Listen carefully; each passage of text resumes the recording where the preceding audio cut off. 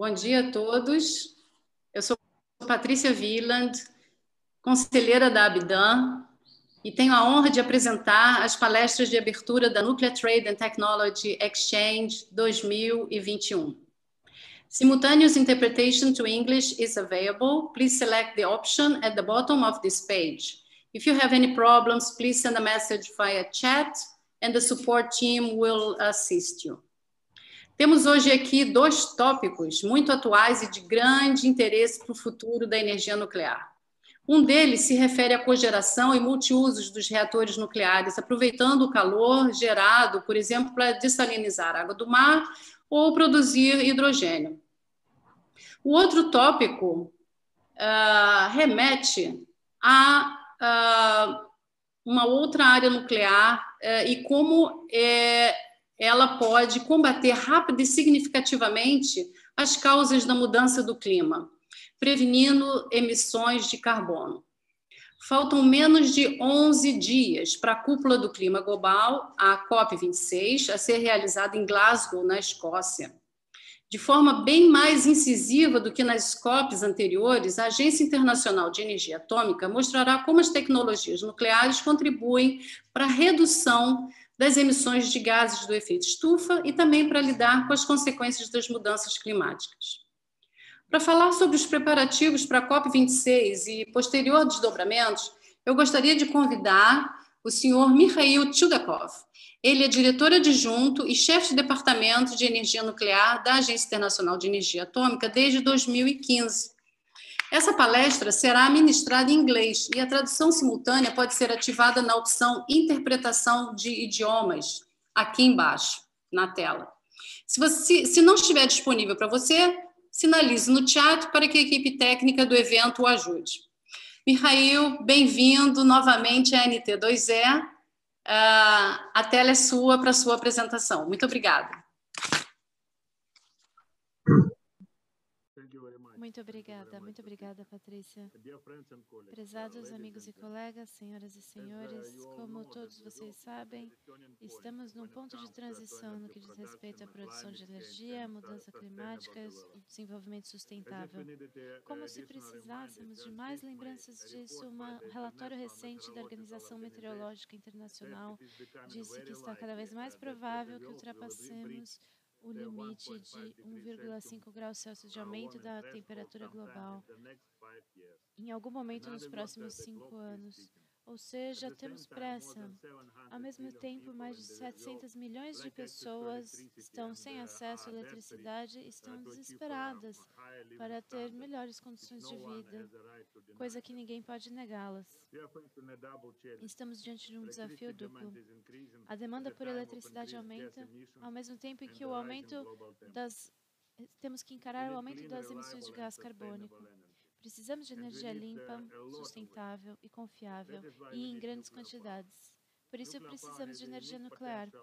A energia nuclear tem um potencial único de tratar de ambos os assuntos, a demanda por eletricidade e as mudanças climáticas. Sabemos que a energia nuclear emite praticamente nada de gases de efeito estufa. É uma tecnologia comprovada, é uma tecnologia que provê grandes quantidades de energia confiável. E a presença da energia nuclear na matriz energética dos países diminui os custos gerais por conta da sua despachabilidade e alto fator de capacidade.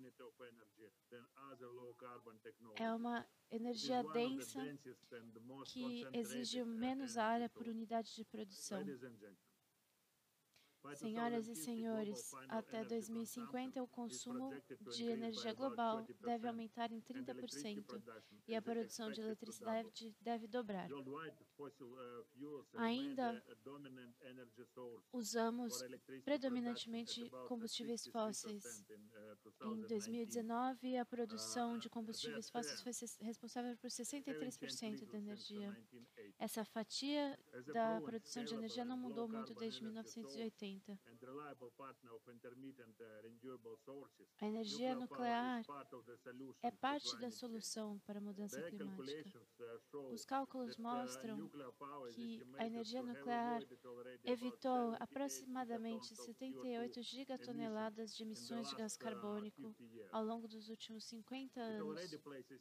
Já tem um papel fundamental na mitigação das mudanças climáticas e pode ter um papel central na meta de atingir a neutralidade de carbono até 2050. Essa é a mensagem que eu levo em diversos fóruns internacionais. Em 2019, fizemos nossa primeira conferência internacional sobre esse assunto. E a conferência contou com 550 participantes, representando 79 países e 18 organizações internacionais. Inclusive, a direção do painel intergovernamental de mudança climática. A mensagem é que a energia nuclear, junto com a energia hídrica, é a única fonte capaz de descarbonizar a produção de energia elétrica no mundo. Esse papel precisa ser reconhecido internacionalmente se vamos encarar a mudança climática. Essa foi a nossa mensagem na última Conferência do Clima, a COP25 em Madrid, e é a mensagem que vamos reiterar na COP26 em Glasgow neste ano.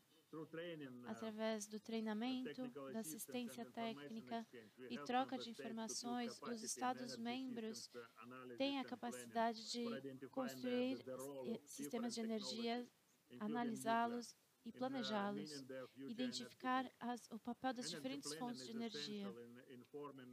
O planejamento energético é essencial para construir uma transição energética para uma energia limpa. Esse tipo de planejamento é usado pelos 150 Estados-membros para descobrir quais fontes de energia serão utilizadas em seus sistemas. Outra mensagem que trazemos é a seguinte: é imperativo que a frota atual continue trabalhando pelo máximo de tempo possível.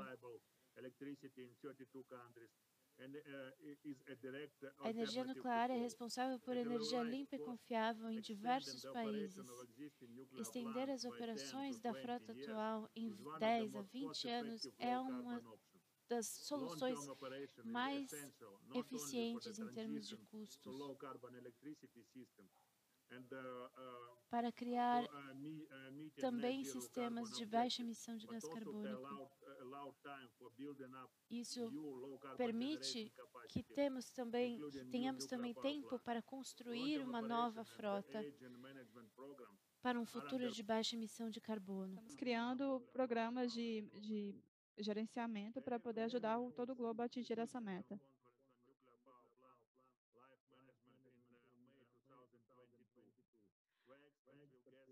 Em maio de 2022, haverá mais uma conferência nuclear, na qual compartilharemos as melhores práticas regulatórias e gerenciamento de práticas, compartilhando experiências de longo prazo. Senhoras e senhores, a energia nuclear é uma das únicas fontes que pode gerar energia 24 horas e é estável, mas também é flexível. E está sendo cada vez mais usado por todo mundo.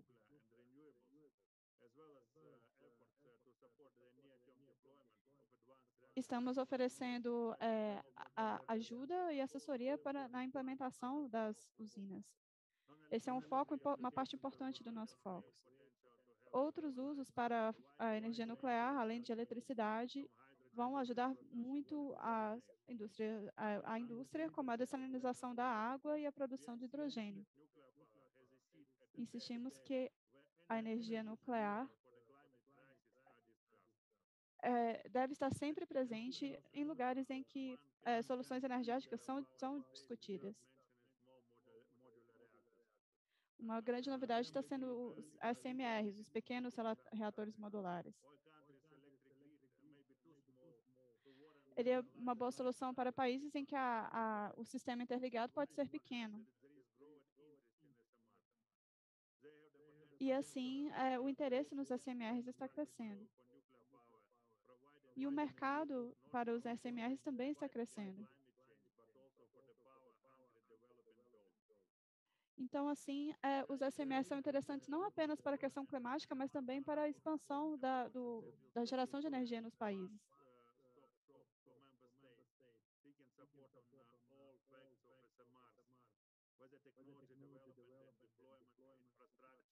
Veremos desenvolvimento de tecnologia, infraestrutura, segurança e salvaguardas, que serão compartilhadas nas conferências. Vários Estados-membros já estão usando os ACMRs e estão demonstrando boas experiências com a sua instalação.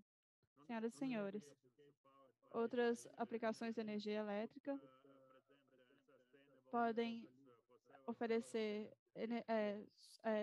soluções sustentáveis para vários desafios. A energia nuclear ajuda a descarbonizar setores que usam combustíveis fósseis, como, por exemplo, indústrias que consomem muita energia, o setor de transporte e o setor de refrigeração. A energia nuclear é um player crítico nessa transição energética. A energia nuclear ajuda a reduzir as emissões de carbono. As usinas de energia também ajudam na calefação urbana das regiões em que estão.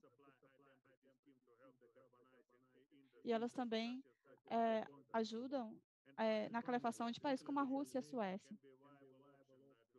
A dessalinização também é uma solução para a crescente demanda de água potável em todo o mundo e ajuda ao melhor suprimento de água em áreas áridas e semiáridas, que encaram muitas situações de falta de água.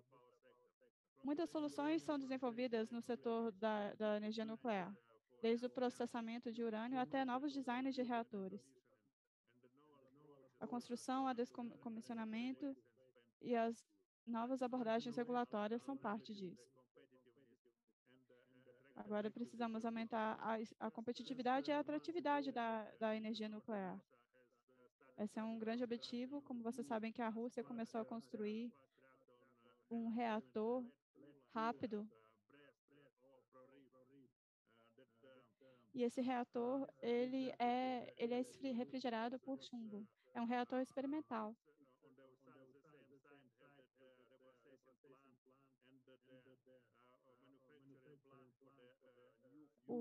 Eles estão fazendo um plano de manutenção e de fabricação de novos combustíveis para esse reator.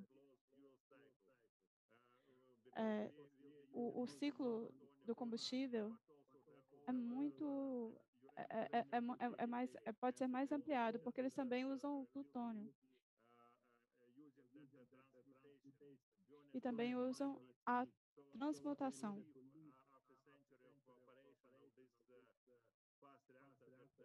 Então, para começar as operações desse reator rápido, eles estão abrindo uma área e começando a mineração. A indústria nuclear é resiliente e competitiva.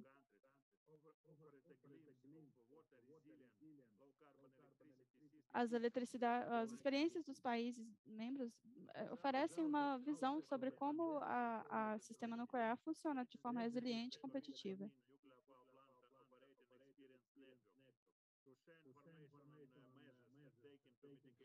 Durante a pandemia, novas diretrizes foram estabelecidas nas usinas para serem operadas de forma segura.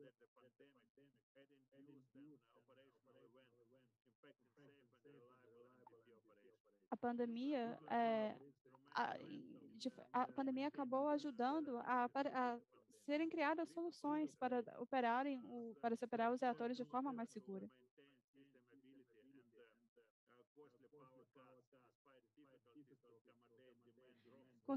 Conseguimos diminuir os custos de operação, mesmo com a demanda caindo.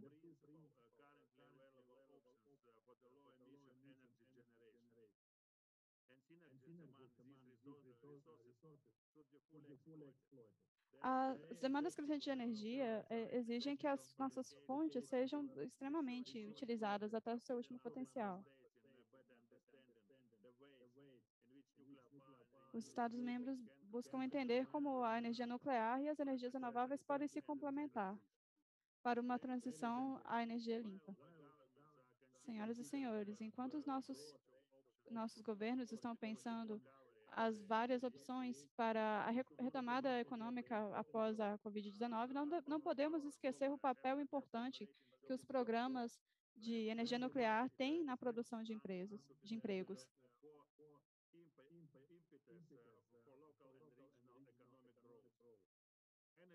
E oferecem uma grande oportunidade de crescimento regional. A construção de usinas nucleares costuma influenciar outros setores, como a dos serviços e da construção, o que gera novos empregos e desenvolve a economia. A indústria nuclear criou 124 mil empregos de forma direta ou indireta na França em 2019. O que significa que o número de empregos criados pelo setor nuclear foi, somando diretos e indiretos, foi de quase 500 mil de empregos. Um novo comunicado de imprensa notou que as pessoas que trabalham nas usinas nucleares são cerca de mais de 70 mil.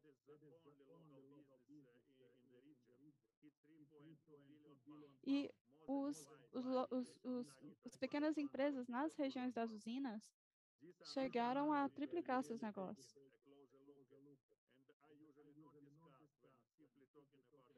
Esse tipo de questão normalmente não é discutido quando se fala do preço das construção de usinas. Agora estamos jogando uma luz na necessidade urgente de discutir a energia nuclear e tudo que ela pode oferecer.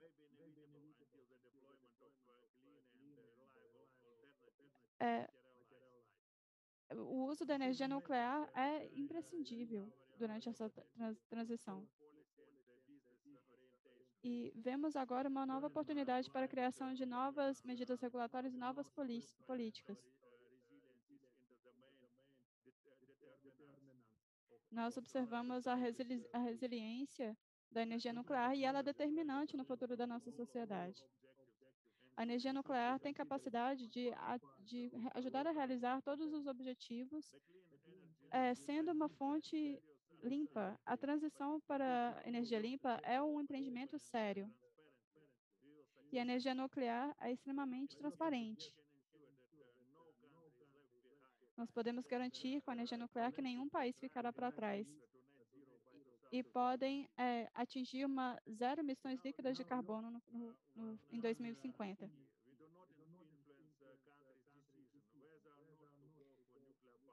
Não influenciamos as decisões de países. É uma decisão soberana o uso ou não da energia nuclear. O processo de desenvolvimento da infraestrutura necessária cabe aos países com o auxílio. Se alguns países estão considerando no seu planejamento a inclusão da energia nuclear, países que têm vontade de desenvolver um programa e que têm acesso ao financiamento desse tipo de tecnologia, nesses casos, nós precisamos garantir a igualdade de condições para todas as fontes de baixa emissão de carbono. Isso é particularmente verdadeiro para países que estão diversificando as suas fontes de energia como parte de sua estratégia de energia. Os governos devem garantir que os mercados de energia são desenhados de tal forma que a energia nuclear pode contribuir e pode oferecer todo o seu potencial de resiliência, flexibilidade e estabilidade para o sistema energético. Um clima de investimentos positivo é fundamental, especialmente no caso da energia nuclear. Isso porque os investimentos e a operação têm custos altos envolvidos. Existe uma necessidade premente que os governos reconheçam a importância da sua participação nesse campo. Acordos bilaterais entre países são um mecanismo importante, mas não podem substituir o papel do governo e a responsabilidade do governo no que diz respeito às suas obrigações no desenvolvimento de um programa nuclear. Como eu disse, a energia nuclear pode dar suporte à mitigação das mudanças climáticas. Para isso, os governos devem articular uma política sólida nuclear, políticas de investimentos sólidas no setor, e talvez nas próximas décadas a gente tenha até mesmo a energia de fusão incluída. Vocês sabem que estudos estão em progresso na Rússia, na França. Existe um programa para desenvolver a energia de fusão.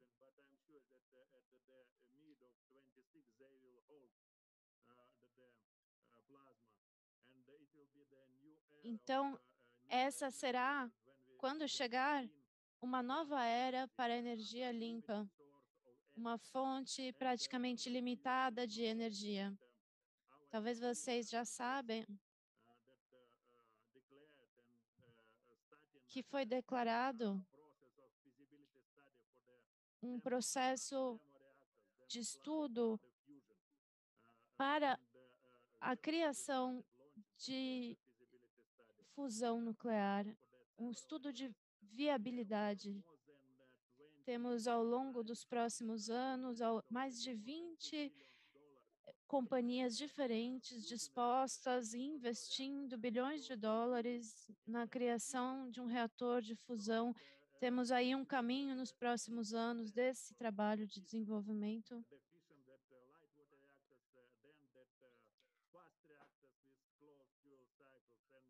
Temos, por hora, a fissão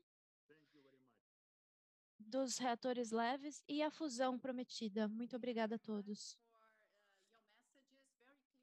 Muito obrigada pela sua mensagem. É uma mensagem muito clara. Nós ouvimos agora o Mr. Mikhail Chudakov e as mensagens sobre a COP, sobre as vantagens de ter energia nuclear e quais os caminhos futuros. Eu desejo muito boa sorte ao reator russo, Lead Coolant Fast Reactor. Todos nós vamos estar acompanhando essa iniciativa de ter um real loop fechado do ciclo do combustível. E também eu fico muito satisfeita de ver que o programa da NT2E está totalmente alinhado a essas mensagens da IAEA e nós vamos seguir em frente. Bom, agora nós temos a outra parte da nossa abertura, que é uma palestra que tem a ver com cogeração e outros usos da energia nuclear. Como vocês sabem, atualmente a geração de eletricidade corresponde a apenas 18% do uso da produção de energia mundial de qualquer fonte. O restante é usado para a produção de calor e transportes, vários modos de transporte, que são hoje quase que inteiramente produzidos por fontes de geração de alta gases poluidores, alta quantidade de gases poluidores. E esse panorama representa um enorme potencial de crescimento para a área nuclear. Bom, é com muita honra agora que eu convido Leonan dos Santos Guimarães, diretor-presidente da Eletronuclear desde 2017. Leonan é membro do Grupo Consultivo Permanente de Energia Nuclear da Agência Internacional de Energia Atômica, é membro do Conselho de Administração da Associação Nuclear Mundial e membro do Conselho Empresarial de Energia Elétrica da Firjan. É autor de vários livros e é bastante atuante em divulgação científica e tecnológica na mídia social. Leonan, a tela é sua. Muito obrigada pela sua presença aqui. Eu que agradeço a oportunidade, né? E a gente vai falar sobre Primeiramente, eu queria cumprimentar mais uma vez o meu vice-diretor-geral, Chudakov, prazer compartilhar com ele essa sessão, né? Mas eu fui, no início, quando eu estava na organização, eu fui desafiado a apresentar algo de novo, né? Algo diferente do que a gente apresenta normalmente quando trata da energia nuclear. E como eu falei na abertura, quem teve a oportunidade de assistir, eu tenho uma lembrança muito antiga de um evento que eu participei, que eu ouvi de um dos palestrantes uma frase que me marcou. Na época eu não entendi ela direito e hoje eu compreendo ela melhor, ele disse, na época, energia nuclear é um negócio, não uma religião. O que quer dizer isso um pouco, né? A maioria dos eventos que a gente faz para discutir energia nuclear, a gente discute tecnologia, a gente tenta demonstrar o quão importante, quão eficiente e quão positiva para a humanidade ela seria, né? Só que a gente, às vezes, esquece que ela, para sobreviver e efetivamente entregar benefícios à sociedade, ela precisa se transformar num negócio eficiente, né? Então, o negócio geração elétrica nuclear ele já vem estabelecido desde o final da década de 50. E é um negócio muito bem estabelecido, que tem uma tendência muito grande a se expandir, conforme o Chudakov falou na sua apresentação, né? Mas existem alguns negócios que a energia nuclear tem um enorme potencial e que ainda não são explorados. Então, nós esperamos que, no futuro, essa exploração, a expansão desse tipo de negócio venha a acontecer. E esse, então, é o tema da minha apresentação de hoje, a qual eu vou compartilhar a apresentação. Só um momento. Bom, é isso que nós viemos falar, né? Nós estamos discutindo a descarbonização profunda, né? Ou seja, uma grande descarbonização da economia e passa pela geração de eletricidade, mas também passa pelo calor industrial e pelos transportes, como a Patrícia falou na introdução. Então, nós vamos tentar abordar o futuro da energia nuclear além da eletricidade, ou seja, nesses novos negócios que se abrem, que a energia nuclear tem grande potencial, mas esse potencial ainda é inexplorado, né?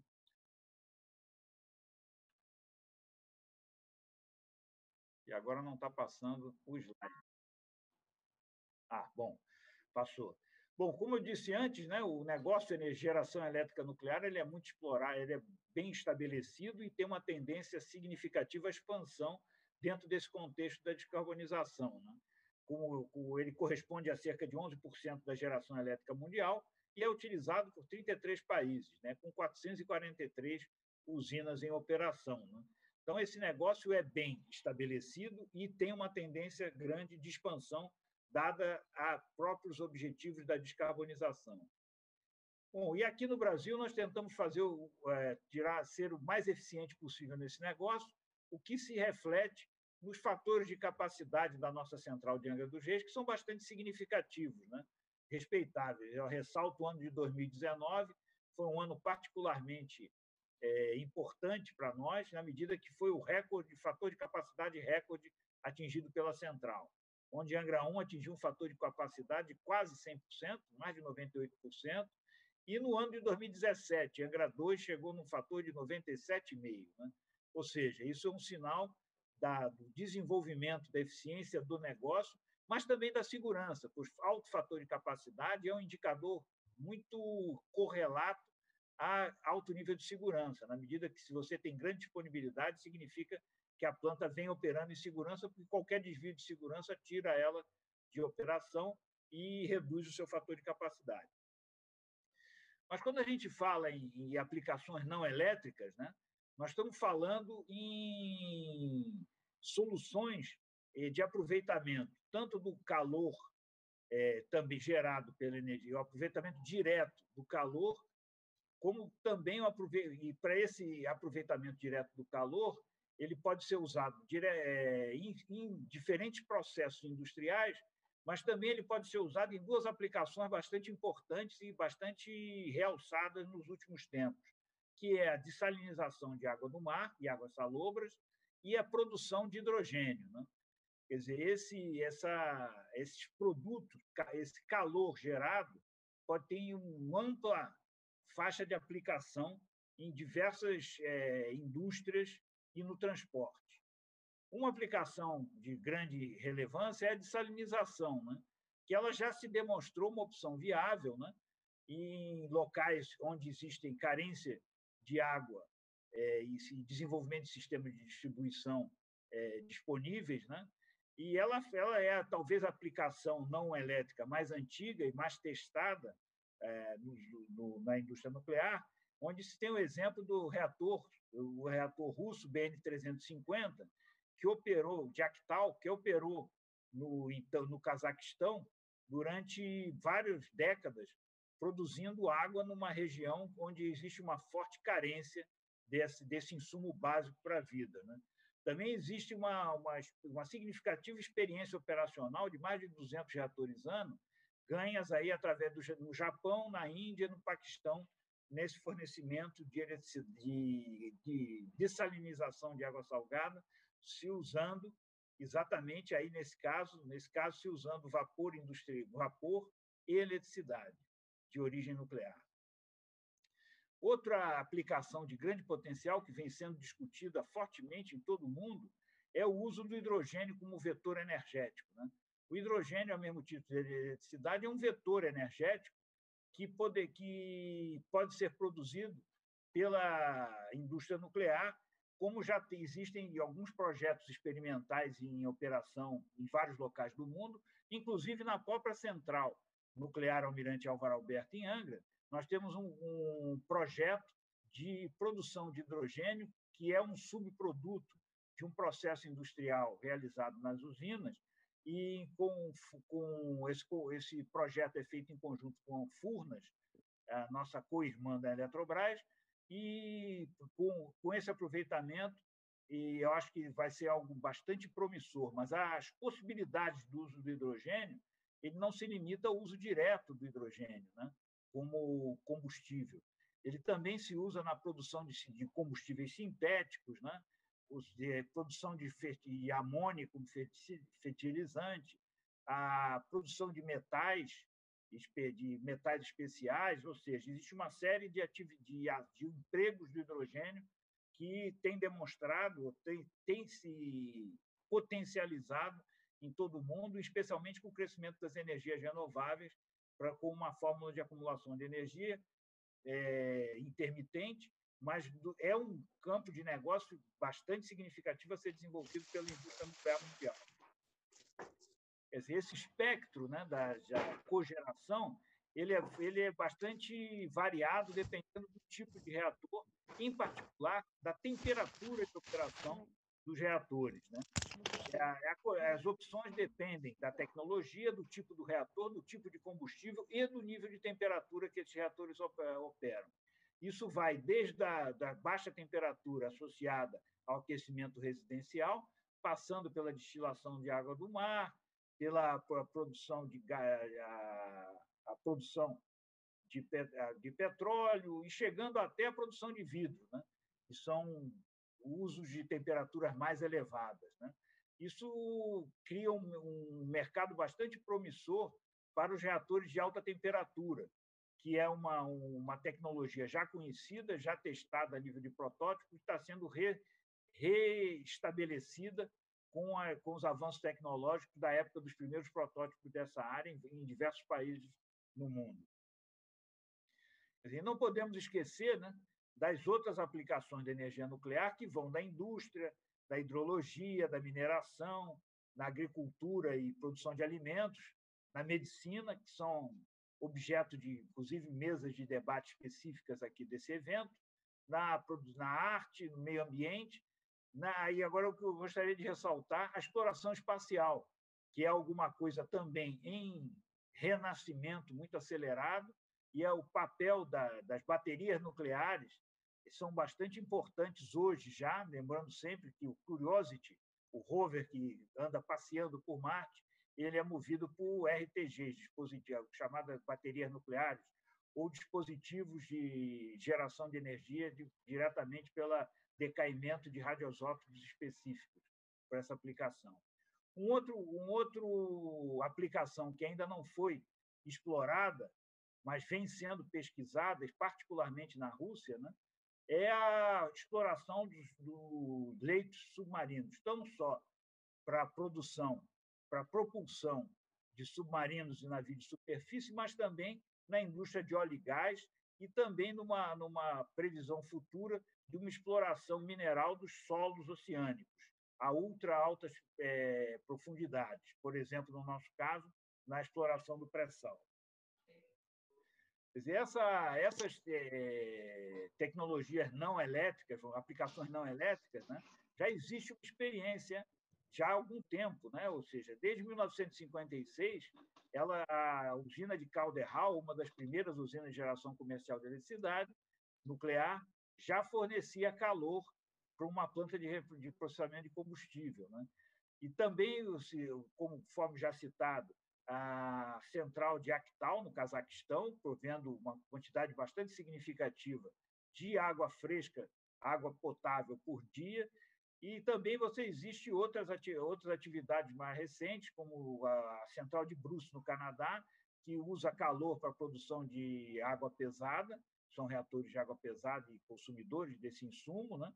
E a dessalinização mais recente, tanto na Índia como no Paquistão.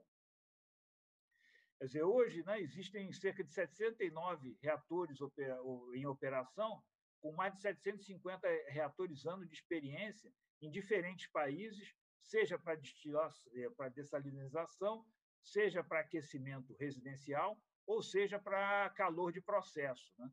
Quer dizer, a distribuição por aplicações largamente são dominadas pelo aquecimento residencial, mas também aparecem aí o calor de processo e a dessalinização como uma importante aplicação dessa não elétrica. Quer dizer, projeções feitas, especialmente nesse caso, eu estou falando da Areva, a atual Framatome americana, uma projeção feita por eles há pouco tempo atrás, eles estimavam um mercado bastante significativo dessas aplicações não elétricas nos Estados Unidos, usando como um exemplo, né? Ou seja, ele previa um potencial de mercado de cerca de 810 reatores, com uma potência térmica da ordem de 600 megawatts por cada módulo, né? E essas aplicações vão da cogeração, na extração de óleo das areias bituminosas que ocorrem na América do Norte, a produção de hidrogênio, a produção de combustíveis sintéticos e de fertilizantes e da própria eletricidade, que nós estamos trabalhando de cogeração nesse sentido, né? No Japão também foi feita uma avaliação do seu mercado, e aí focado nos HTGR, nos reatores a gás a alta temperatura, e também chegam a um mercado potencial bastante importante das diferentes aplicações desse calor industrial gerado pelos HTGR, né? Então, a produção de hidrogênio também. Ou seja, esse mercado existe, resta ser desenvolvido. Quer dizer, a maioria do consumo de energia do mundo, como falou a Patrícia na introdução, ela não vem do consumo da eletricidade, mas vem do calor industrial e do transporte, né? Quer dizer, atualmente, né, menos de 1% do calor gerado por reatores no mundo, ao longo do mundo, é usado para aplicações não elétricas. Ou seja, existe um grande potencial em penetrar no mercado de transporte através da produção de hidrogênio e no mercado no setor de calor industrial, na dessalinização, no resfriamento ou até no aquecimento, e até no resfriamento residencial e no calor para as indústrias, né? E a gente tem uma noção do consumo, potencial consumo de cada uma dessas aplicações, né? Ou seja, o calor responde por mais de 55% da energia, seguido do transporte e da eletricidade. Então, nós podemos aí visualizar claramente que existe um grande mercado a ser desenvolvido, complementar ao mercado de geração elétrica nuclear, que já está bem estabelecido, e espera-se que uma significativa expansão nos próximos anos, dentro do contexto da descarbonização. Bom, uma característica específica desses novos mercados é que a maioria dos usuários de calor industrial requerem menos de 10 megawatts térmicos, né? 40% requerem entre 10 e 50 megawatts térmicos. E a enorme maioria, 90% dos usuários potenciais, são de 1 a 300 megawatts térmicos, na faixa de 1 a 300 megawatts térmicos, né? Isso responde por cerca de 80% do total da energia consumida.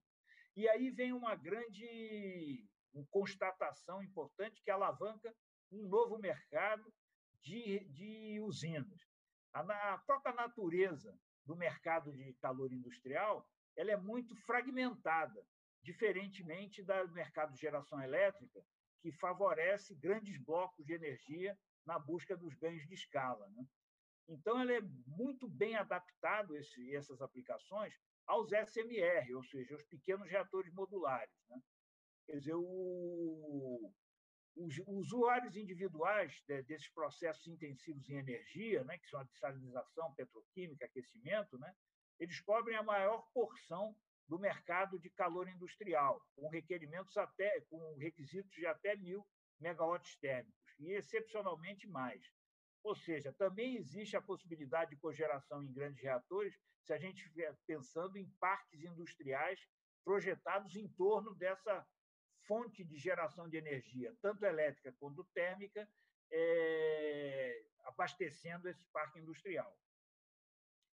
E, para isso, existe uma série de reatores, os chamados reatores de quarta geração, em desenvolvimento. A maioria deles quase todos são small modular reactors, então eles têm, dependendo do tipo, ele tem adaptação melhor adaptada a determinados tipos de aplicação. Ou seja, no caso, né, o bastante promissor, já que nós estamos falando em calor, sem dúvida nenhuma, os reatores de alta temperatura, né? Que tem a possibilidade de produção de energia elétrica, de água dessalinizada, do calor industrial para diferentes aplicações, para a produção de hidrogênio e para processamento de metais, né? Especialmente que usam o calor. Fortes consumidores de processos industriais que consumem muito calor. Quer dizer, então, a eficiência conta bastante quando você busca aproveitar todas as possibilidades de usos da energia nuclear gerada pela fissão. Ou seja, você buscando usar o máximo possível, você passa pela eletricidade, pelo calor e vapor, o processo de geração de calor via vapor, a produção de hidrogênio, dessalinização, aquecimento, resfriamento também. Ou seja, é uma forma de maximizar a eficiência do uso da energia nuclear quando se pensa em cogeração. Quer dizer, essa cogeração ela traz melhores impactos ambientais, porque reduzem o calor residual que acaba sendo descarregado para o meio ambiente através dos condensadores, né? E gera uma fonte adicional, uma fonte fria adicional que absorve esse calor, proveniente do resfriamento da central, do reator, né? Quer dizer, se ela tem uma melhor eficiência, você pode chegar em eficiência de uso energético bem mais elevados, né? E abrem novos setores para a geração elétrica, para a geração nuclear. Também o melhor uso da energia, à medida que pode se otimizar o uso, a eficiência, e acoplar necessidades de aplicações industriais na sua temperatura exata que necessária.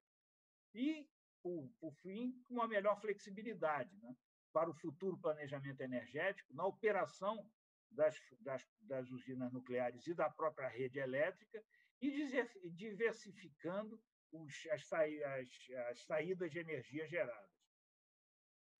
Mas existem, naturalmente, não é por nada, não é por falta de vontade que esses negócios não foram desenvolvidos. Existem desafios a serem enfrentados, né? O primeiro é a aceitação pública dessas novas aplicações, né?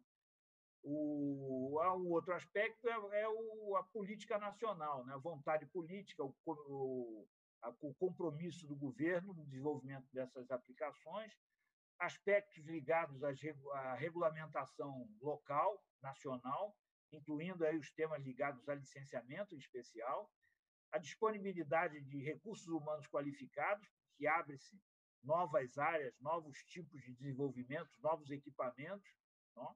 E a seleção a escolha do tipo de central nuclear mais apropriada, baseada aí na demanda e na capacidade da rede elétrica a qual ela está ligada. Um outro aspecto desafiante é a disparidade de características dos reatores nucleares e dos mercados de calor, né? As tendências industriais, né, passam por requisitos de pequena quantidade de calor, né, de 1 a 300 megawatts térmicos, a maioria menos de 10 megawatts térmicos.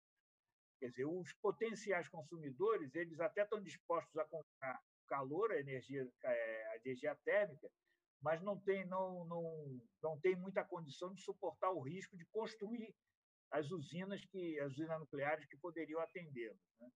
Quer dizer, isso aí precisa ser demonstrado industrialmente que novas plantas são adaptadas para esse tipo de uso, e aí, particularmente, cresce a importância do desenvolvimento dos reatores a alta temperatura, do High Temperature Reactors, HTR. Um outro aspecto está ligado ao licenciamento de usinas nucleares adaptadas, projetadas para a cogeração, garantindo a sua segurança, os aspectos econômicos de localização, comuns também às usinas puramente nucleoelétricas, mas numa escala menor dos SMR, conforme viu, esses mercados são muito fragmentados e, portanto, bem adaptados aos pequenos reatores modulares. Bom, senhores, essa era um pouco a ideia que a gente queria passar, lançar essa semente da discussão, e ficamos abertos a alguma questão que tenha colocado, seria um prazer responder. Muito obrigado, e obrigado, Patrícia, pela introdução. Obrigada, Leonan. Excelente, uma aula, né? Sempre bom aprender por você todas essas atividades. E a gente fica se perguntando, esse potencial sempre existiu, né? Por que a área nuclear nunca focou em calor como foca em eletricidade, né? Quer dizer, a demanda sempre esteve lá e a gente não aproveitou. Eu espero que com o fórum de SMR que vai ser criado durante esse evento, durante a NT2E, e a sua palestra seja uma inspiração para seguir avante com várias pesquisas e enfrentar todos esses desafios.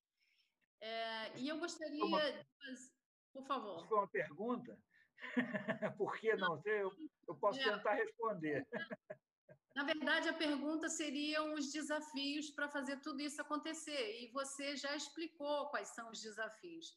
Mas, então, eu gostaria de convidar o Mr. Chudakov para acrescentar, para comentar sobre os desafios, tanto para climate change quanto para a cogeração. Mr. Chudakov, any challenge that you see on implementing nuclear? Thank you. Muito obrigada.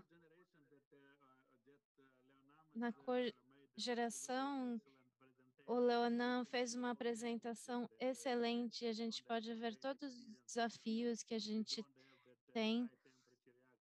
E com os reatores de alta temperatura em operação, a China vai começar a operar um desses reatores de alta temperatura.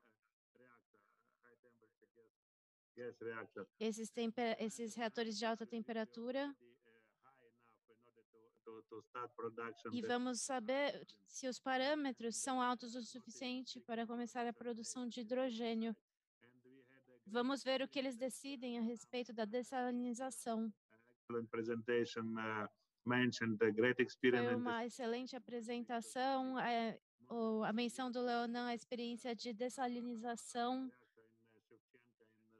na Rússia, na União Soviética. Foi uma experiência de vários anos. No Cazaquistão também, né, que ele mencionou. Foi uma produção durante muito tempo. Havia uma cidade verde vizinha a essa usina nuclear.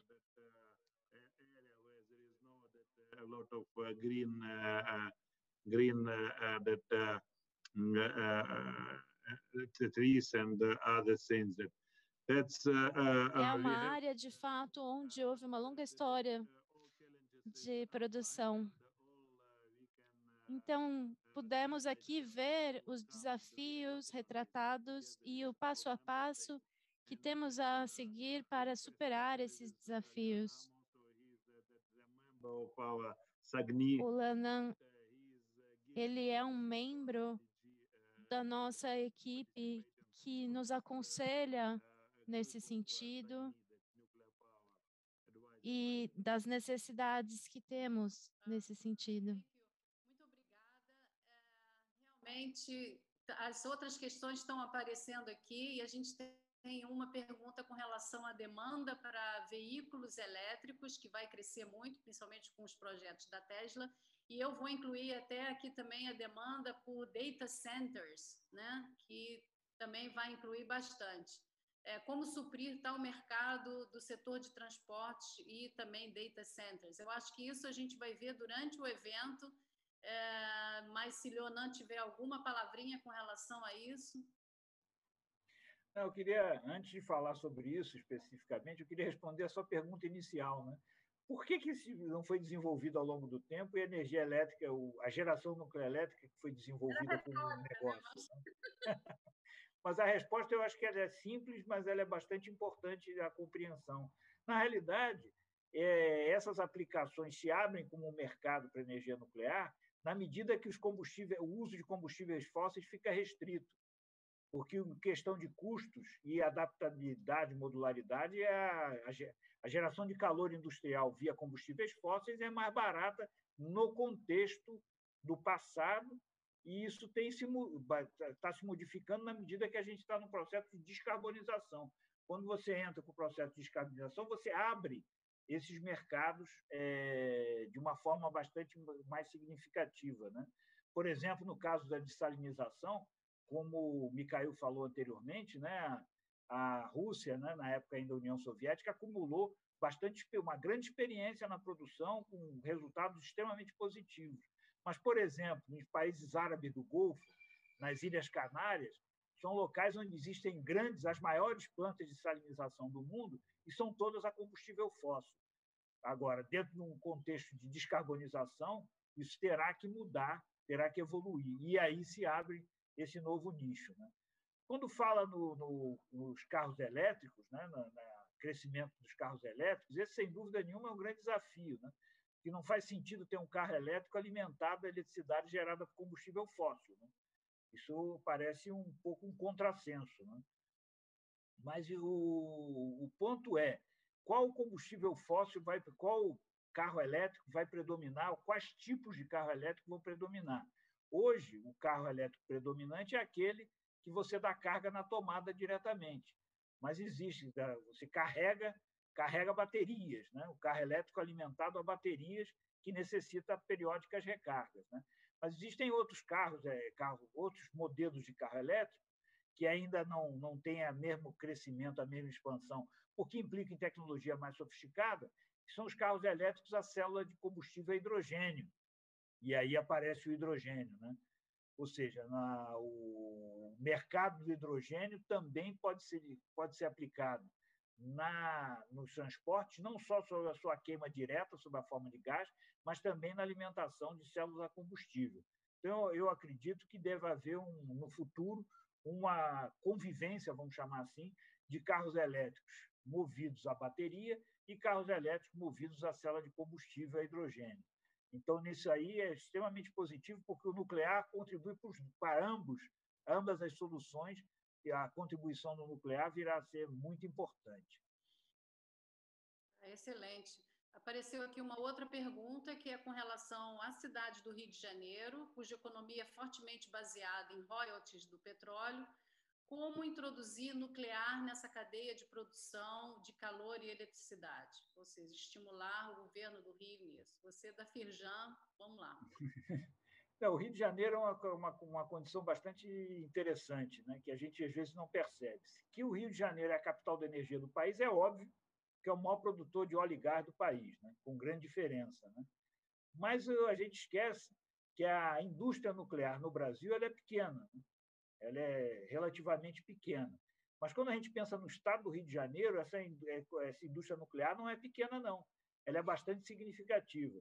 E se a gente supor que toda a produção da Central Álvaro Alberto seria, em tese, né, por um exercício de balanço de energético, fosse toda consumida no estado do Rio de Janeiro, o Rio de Janeiro teria um percentual de energia elétrica comparável ao da Suécia, ou mais de 40% da eletricidade consumida no Rio seria nuclear. Então, essa conscientização de que o Rio é a capital da energia, mas também da energia nuclear, é bastante importante, e a gente faz um esforço grande para passar essa ideia que a contribuição, em termos de desenvolvimento econômico e social do nuclear no estado do Rio de Janeiro, é bastante acentuado, dada essa concentração da indústria nuclear no Rio. Nós temos a central nuclear, nós temos a Nuclep, nós temos a produção da ANP, nós temos a Comissão Nacional de Energia Nuclear, ou seja, a gente tem uma concentração no Rio que torna o Rio a capital da energia, sim, mas também da energia, inclusive a energia nuclear. Agora, introduzir o nuclear nessa cadeia de produção, que é a pergunta, no termo da eletricidade, isso já acontece, né? Isso já acontece, e a entrada em operação de Angra 2 vai ainda fazer com que essa realidade seja mais acentuada, né? A entrada de operação de Angra 3 no final de 2026. Agora, introduzir na cadeia de produção de calor, eu acho que a gente tem ainda... Nós temos também aqui uma indústria que tem um consumo de calor importante. Mas eu diria, mais do que isso, quando a gente fala em óleo e gás, né, eu acho que a grande perspectiva do nuclear, e aí estamos falando dos microreatores, é o seu uso subsea, né? O seu uso na exploração de petróleo em águas ultraprofundas. Porque, no caso específico do pré-sal, existe o pré-sal, a jazida de pré-sal tem um teor de CO2 muito grande, e esse CO2 tem que ser retirado e reinjetado no poço. Isso, atualmente, você leva o CO2 para a plataforma, retira esse CO2 do óleo e reinjeta o CO2 lá no poço. Ora, se a gente pudesse fazer essa retirada e reinjeção na boca do poço, seria um ganho enorme, né? Mas como fazer isso? Somente com energia nuclear, que é aquela adaptada a gerar eletricidade, o calor industrial a grandes profundidades, né? Na ausência do ar atmosférico. Então, acho que existe, sim, uma possibilidade de crescimento da aplicação da energia nuclear no próprio setor de óleo e gás, né? Lembrando sempre que a produção de petróleo, existe uma parte, mesmo com a descarbonização, ela continua existindo de uma forma menor, mas também ela continua com aplicações da petroquímica, que tem uma importância muito grande e é um insumo necessário e fundamental para outras atividades, não como combustível. Perfeito. O nosso tempo está se esgotando, eu estou vendo que o Celso Cunha, nosso presidente, já está aqui, e a gente tem mais alguma pergunta. Celso, temos tempo? Mais uma pergunta? Ok, então vamos lá. Tem uma pergunta aqui que é do jornalista David Souza. Ele pede para ouvir mais do Leonan sobre o uso da nuclear para a produção de hidrogênio e quais as oportunidades que a eletronuclear enxerga nessa área, já que o governo manifestou interesse pelo hidrogênio também. E a eletronuclear, como você mencionou, tem a experiência, já o trabalho junto com Furnas para produzir lá em Angra. Não, nós temos um projeto com Furnas, né? Porque, na verdade, o hidrogênio já é produzido em Angra, mas ele é um subproduto.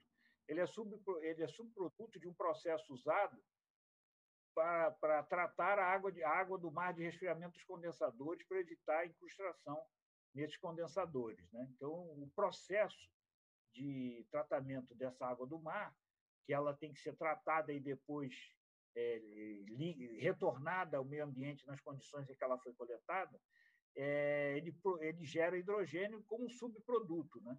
Esse hidrogênio que hoje, nesse processo, é um rejeito, ele pode sim ser aproveitado para outros usos. Então, é justamente esse o objeto do nosso convênio com Furnas. Quer dizer, nós fornecemos hidrogênio e Furnas vai fazer a aplicação desse hidrogênio em células de combustível e outras aplicações diretas, pode ser, inclusive na própria queima direta do hidrogênio em motores, né? Na verdade, esse hidrogênio já é produzido por esse processo, né? Existem no mundo uma série de iniciativas nessa direção, especialmente nos Estados Unidos, né? Onde algumas usinas também estão fazendo esse tipo de produção de hidrogênio, de uma forma ainda pequena escala, que testa o funcionamento do sistema, né? Mas a gente tem que notar que a melhor produção, a produção de hidrogênio, ela é feita quanto mais quente está a água, mais eficiente é a produção do processo de hidrólise, né? Daí é o interesse nos reatores de alta temperatura para essa aplicação, né? Perfeito. O tempo está ficando curto, eu vou selecionar só mais uma pergunta que provavelmente não será vista ao longo da NT2E. As outras perguntas vão ser vistas, tem temas específicos, tem sessões específicas, mas essa é sobre fusão nuclear. Leonan, você poderia dizer alguma coisa sobre a participação do Brasil nas pesquisas sobre fusão nuclear? A fusão nuclear, eu acho que foi comentado pelo próprio Mikhail. Existe uma expectativa muito grande do êxito, né, dos resultados obtidos com a entrada em operação do ITER, né, o International Thermonuclear Reactor, né, que seria um protótipo de um reator de geração elétrica comercial baseado na fusão nuclear, né. O Brasil participa desse projeto multinacional e é uma participação muito discreta, né. Eu acho que existe, ao mesmo tempo, em vários outros países, se retomou, se acelerou novamente a pesquisa na área de fusão nuclear, também motivados pela descarbonização, pela busca da descarbonização. Então, eu acho que a gente tem bastante o que fazer. Eu acho que o Brasil poderia se integrar mais a esse tipo de desenvolvimento, porque, sem dúvida nenhuma, existe uma expectativa muito grande que eles venham a ter um papel importante no futuro. Mas eu acho que os resultados do experimento ITER, do reator experimental ITER, vão ser cruciais para o futuro da fusão nuclear na geração elétrica, na geração de energia como um todo, né, no mundo. Perfeito. Bom, então agora eu vou fechar essa sessão agradecendo os palestrantes, agradecendo a nossa grande audiência. A gente chegou a mais de 160, pelo menos pelo que eu vi aqui, mais de 160 participantes ao longo do tempo, e eu acho que foi bastante proveitoso, e eu espero que vocês continuem com a NT2E e acompanhem o programa, tem muita coisa boa vindo por aí. E vamos nos encontrar novamente às 14h para ver a sessão sobre a ascensão da tecnologia nuclear. Até mais tarde, tchau, obrigada. Agradeço a oportunidade de compartilhar. Thank you very much. Thank you very much, Patrícia. Good luck with the conference. Yeah. Bye. Muito obrigada por essa conferência. Adeus.